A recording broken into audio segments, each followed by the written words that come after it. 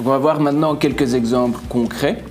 Si vous devez être hospitalisé, vous allez à l'hôpital, vous devez payer un parking.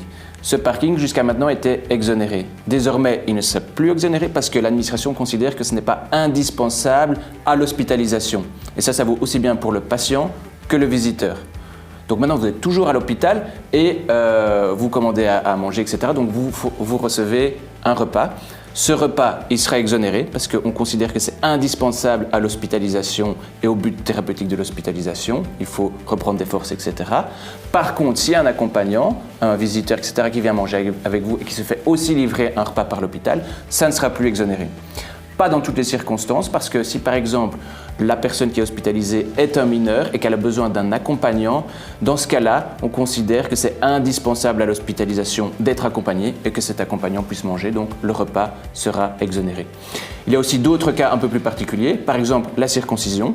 Si cette circoncision est religieuse, elle ne sera pas exonérée. Si elle a un but thérapeutique, par exemple prévenir certaines maladies, etc., alors dans ce cas-là, elle pourra être exonérée.